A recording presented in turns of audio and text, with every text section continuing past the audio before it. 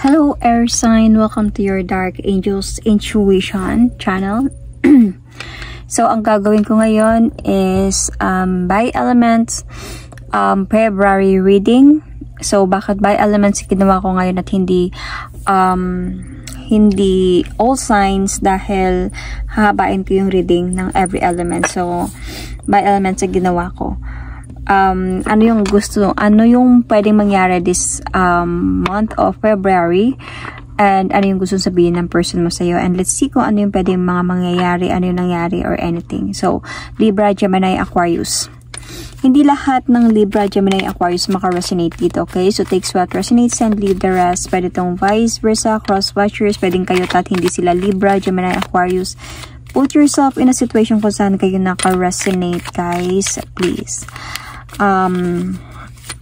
Check your placement, Sun, Moon, Rising, Venus, Mars, could be also Mercury sign. Check your placement, guys, dahil pwede nandito yung placement niyo at hindi yung zodiac sign niyo. Could be your partner as well. Check your placement, okay? So cross-watchers, check your placement, dahil pwedeng doon kayo makasa-resonate sa placement niyo. Watch your other placements of reading, and baka doon kayo maka-resonate or pwedeng makontinue doon yung reading niyo. However, maka-resonate pa rin kayo. So let's start. I'm going to pull an oracle card for you guys. The situation on your part. Ooh, love call. Someone express love, a message of love, thinking of you and letting you know that this person love you. Libra, Gemini, Aquarius. So, anong gustong sabihin sa'yo ng person mo?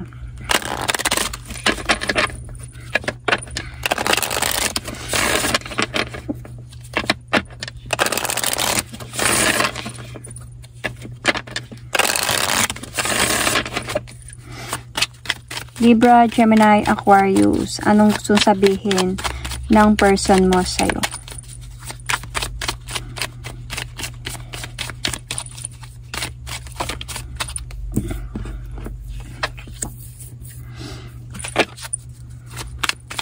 Oh.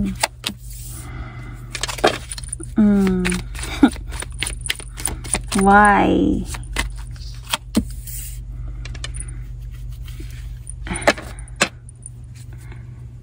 Okay, so Libra, Gemini, Aquarius, your person who wanted to tell you that I want to tell you how I feel. So love call, baka siya to, baka tinatawagan ka niya, but the thing here is the timing just wasn't right for us.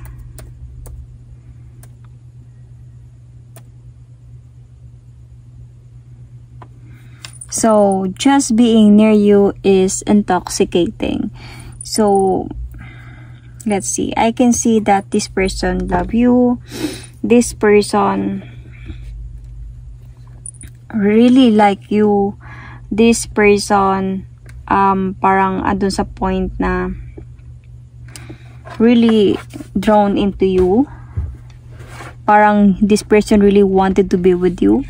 But the thing here is the timing just wasn't right for us. So I can sense honestly a third party situation here. But anyway, let's start.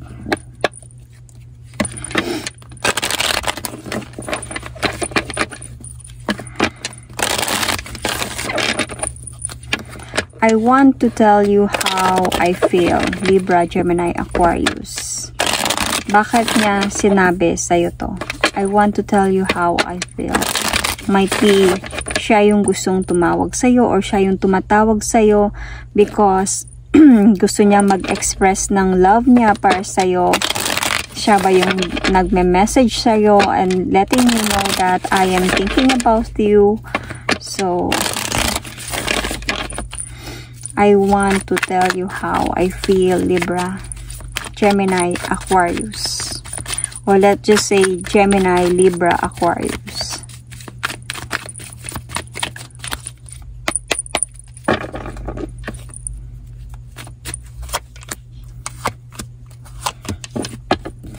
This person, sobrang andun siya sa point na gumugulo ka talaga sa isipan niya. Hi, this person really wanted to move forward towards with you, but the thing here is very much confused siya this time. Might be because obviously naman the timing just wasn't right for us. Merong somebody involved as well here. It's either may involved siya, meron siyang somebody, or ikaw yung meron. Kasi might be feeling ko siya ang meron. Kasi hindi niya alam kung saan siya patutungo sa'yo or papunta doon sa isa. Kanino siya mag-move forward. So, sobrang gumugulo ka sa isipan niya and sobrang he or she is blindly folded right now. Confused sa mga nangyayari. This person really wanted to talk to you. And maybe this is the person who wanted to call you and express his or her love towards you because this person really love you. Mahal ka niya, sobrang into you siya kasi nga just being near you is intoxicating. So very like you are like a pill na pag nandyan ka, sobrang gustong-gusto niya na nandyan ka, you know. But the thing here is nahihirapan siya kasi nga meron siyang someone else dito. So let's see. You might be dealing with Aries, Sagittarius, Leo, Cancer sign as well. Sun, Moon, Rising, Venus,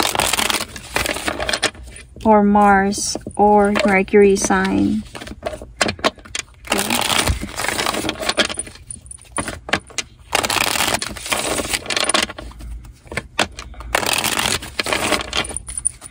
The timing just wasn't right for us. Bakit ito yung gusto niyang sabihin sa'yo?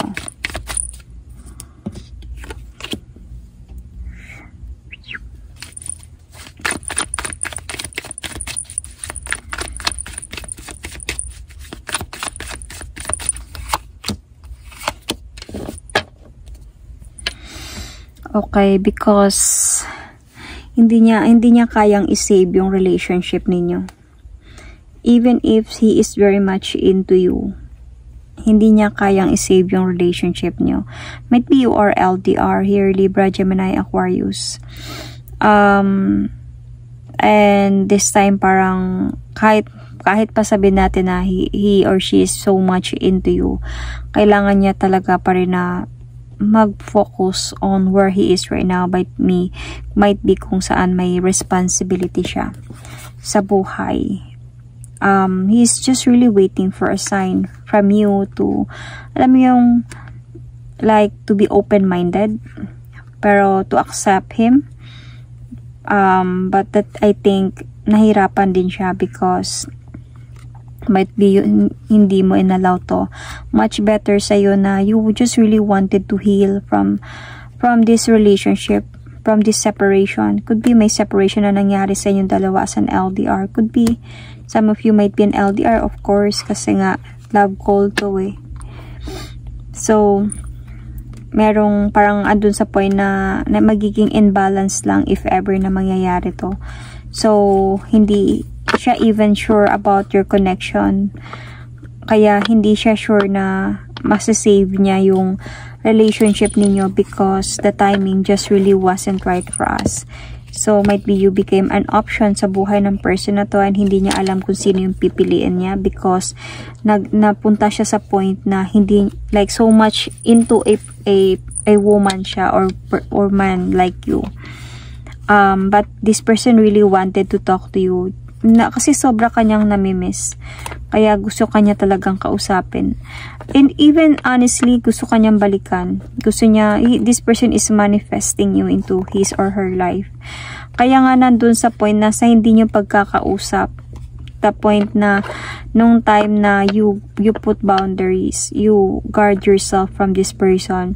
Sobra kanyang na-miss and parang sobra niyang gusto kang kausapin. Sobrang eagerness na makita ka or makausap ka. Kasi sobra kanya. So, hindi lang to para sa lahat ng LDR, okay, Libra, Gemini, Aquarius. Para na dito sa hindi. So, the thing here is, ikaw, mayroon ng clarity sa'yo sa mga nangyayari. Kaya you just really wanted to pursue yourself into a new beginning of moving on and to enjoy your life as a single one. So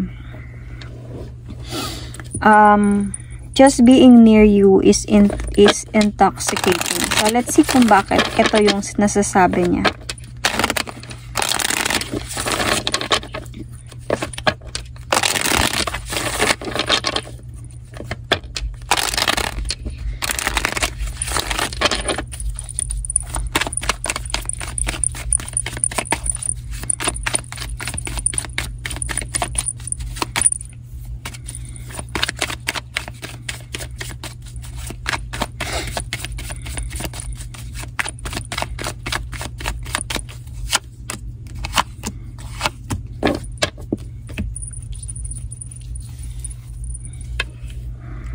So just being with you, near you, is intoxicating because this person felt happiness with you. Libra, Gemini, Aquarius, you might be dealing here with Leo sign as well, or Sagittarius sign. Okay. With you, parang nakaramdam siya ng happiness. With you, parang nakaramdam siya ng bonding. Ang gandang bonding. With you, parang nagkaroon siya ng changes. Parang lumabas siya sa isang hawla. And nagkaroon ng changes. Nakaramdam siya sa'yo ng freedom and happiness with you. And balance connection. And see? Even love and celebration, parang nakaramdam talaga siya sa'yo ng totoong pagmamahal. Parang even if parang nangarap din siya na magkaroon talaga kayo ng magandang kinabukasan, you know, in the near future, na magsama kayo to build a family or to marry this person. Naisip mo talaga yun, na-imagine mo yun sa taong sasakay. Nabaligtad. Naisip niya talaga yun, na-imagine niya talaga yun sa'yo, Libra, Gemini, Aquarius, na to build a family with you, to marry you, something to connect with you in the near future, because this person felt happiness when it comes to you, and parang align yung story ninyo, yun yung naramdaman niya sa'yo. Parang there is a lot of changes and happiness when it comes into you. But then, I can see here, this person chose to walk away because of a past person. See, I told you, there is really somebody, past person na na-involved dito sa relationship nito. And this made him feel confused this time nung mga nangyari to. Make him confused and make him realize, and to the point na na-trap siya, naipit siya sa sitwasyon nung time na hindi na kayo nag-uusap, nung time na kailangan niya nang ayusin yung mga dapat ayusin sa buhay niya. Is doon niya parang naramdaman na namimiss ka na niya, lalo na nung time na hindi mo na siya kinukulit, yung hindi mo na siya kinausap, nung tumahimik ka na dahil pinili mo na lang din tumahimik at mag-move on. Is nung time na yon is sobrang naloko siya sa kakaisip sa'yo, and naisip na miss ka niya because it's very different from you and to that other person. Mas naramdaman niya yung pagmamahal mo, mas naramdaman niya yung how you treat him or her, how this person is very much like free, or what do you call this, meron siyang parang mas siya yung pagkasama kanya, mas sobra siyang open sa'yo, you know, the passion sa mga nangyari sa inyo is very much siya into you. Naramdaman niya yun, na-miss ka talaga niya. It's very different. Kaya, but the thing here is, you or this person guard himself nung time na hindi na kayo nag-usap. Maybe you did try to contact this person, try to beg or try to convince, but then nung time na hindi ka na talaga nagparamdam, is dito niya naramdaman na wala na talaga. So, but the timing just wasn't right for us, because there is somebody in this person's life who is willing to cut off your relationship, which is dito siya na-trap sa sitwasyon na to. Kaya hindi ka niya ma-save yung relationship niyo at maayos ulit dahil sa responsibility niya siguro sa person na to.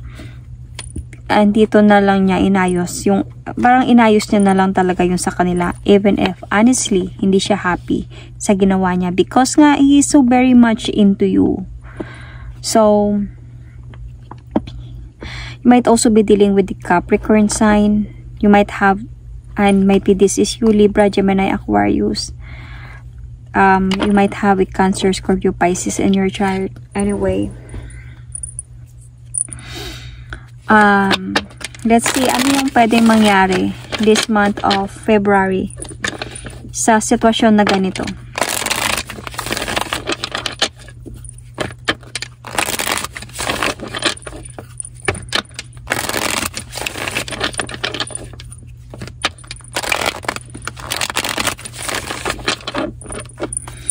So, ano yung pwedeng mangyari sa sitwasyon nito this month of February? Gemini, Libra, Aquarius. Sun, Moon, Rising, Venus sign, Mercury, Mars.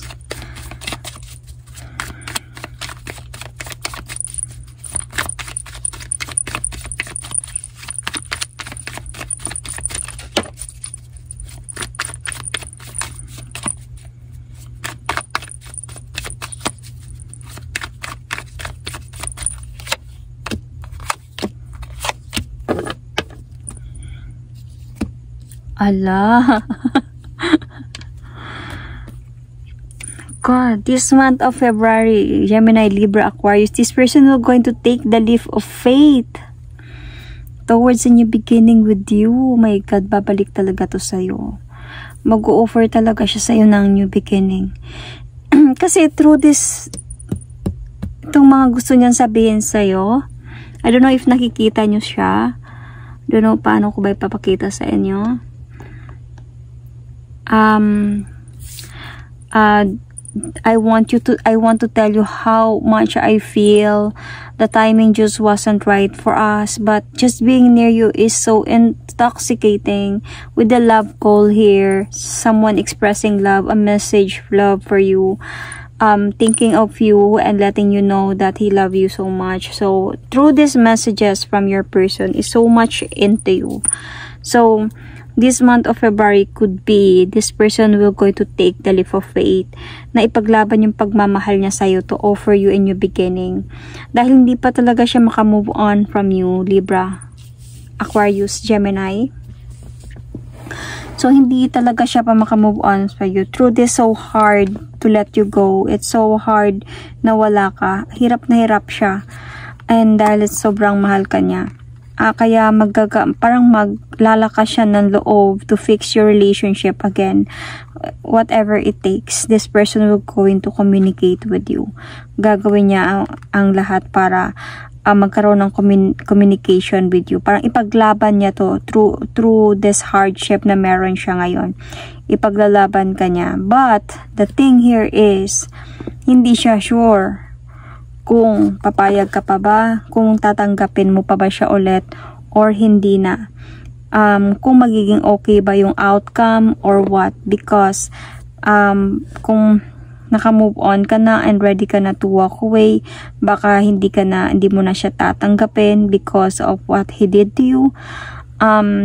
Might be all you need to do here is you want a judgment for him to explain to you the truth and to explain to you everything. Magkaayos kayo, and might be feeling ko you just really want a closure, and dahil to the point na ayaw mo maging option sa buhay niya, and siguro mapag-usapan nyo siguro yung mga point na realization, spiritual awakening na kailangan niya na talaga to proceed kung sino yung pinili niya, and for you also na mag-move forward, to move on, to parang mag-focus na din sa sarili mo.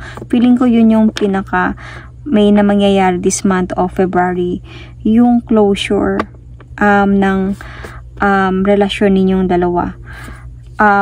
But yeah, I think you are going to accept this person because you are an air sign, so you can listen, you can communicate even if it's hurt. even if para maging closure na lang to, you can still communicate talaga. Because I think, even if you love this person so much, still, alam mo na, you are observing, you know what is happening, alam mo na, hindi ka na innocent and ayaw mo ng gulo. Parang ayaw mo ng gulo from this person. Ayaw mo ng away, ayaw mo nang mapagod sa away. You just really like end the fight. Parang surrender sa fight and just walk away. Okay, talo na ako kung talo ako. Just be happy together and go on with your freedom. I will just going to wait for the next path na mangyari sa buhay ko. Yun na lang yung pipiliin mo. You will not going to make sure kung ano yung pwedeng mangyari, but the thing, confused ka pa din, of course, because this person will come back to tell you that how much he felt nung nawala ka, how much he feel, how much he love you, how much he wanted na magpakipagbalik sa'yo. Dito sa point na to, makakaramdam ka ng confusion. Really, lalo na kung mahal mo pa itong person na to, mahirapan ka din. Pero feeling ko through your communication, explanation, and everything, I think mahuhulog kayo sa closure na dalawa. So, yun yung pwedeng mangyari this month of February. So, ano yung pwedeng positive outcome nito? Ano yung pwedeng i-advise ng tarot card sa sitwasyon na to?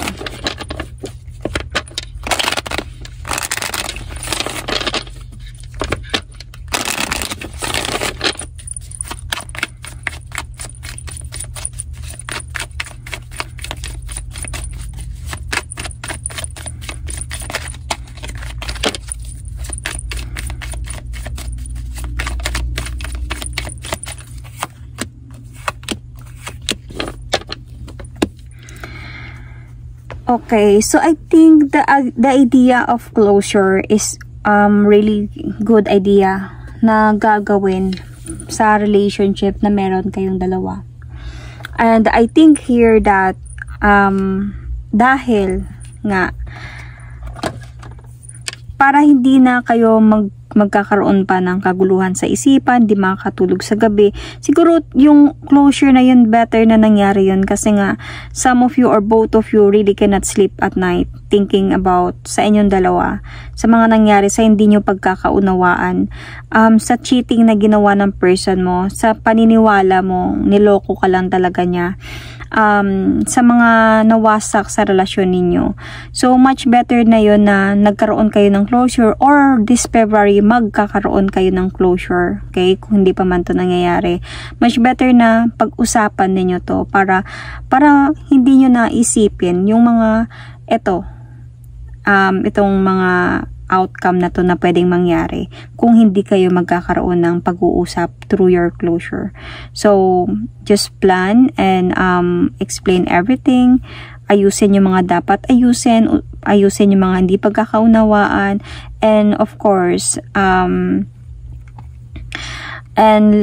have the freedom already. Move on from your side, be practical to understand things. And I think even if you are a soulmate, or you are a twin, not soulmate, like twin flame connection, I can see here, could be, if you are a divine connection meron sa inyong dalawa, you will always be in your, like both of you will always be in your heart. Like lagi kang nasa isipan, lagi kang nasa puso niya, at lagi siyang nasa puso mo. You will never forget this person. This person will always be special to you. But then that kailangan nyo lang talaga maghilom sa isa't isa. You know, you never know, after this, pag okay na kayo, tanggap yun na, may closure na, mas madali nyong tanggapin yung katotohanan, mas madali yung tanggapin, at mas madali kayo makamove on because tanggap nyo na. May forgiveness na dito, may acceptance na. And through that, mas madali mong mahanap or dumating sa'yo yung right person sa buhay mo, Libra, Gemini, Aquarius. So, I will going to pull an oracle card for this reading.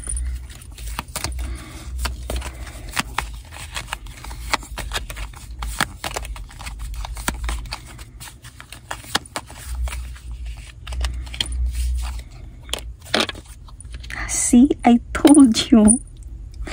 Surrender. Diba, nagbanggit ako kanina that you were going to surrender the fight. You were going to surrender and walk away. At times, we must surrender the old before something new enter in our lives. Let go and work, and will work as I told you. Mas maganda yung may closure. You have surrender and walk away. You gave them freedom and may acceptance and forgiveness. And before someone will come into your life, someone new, something new can enter into your lives. Just learn how to let go, and all will work on your path. So that is my reading for you, Libra, Gemini, Aquarius. Thank you and God bless.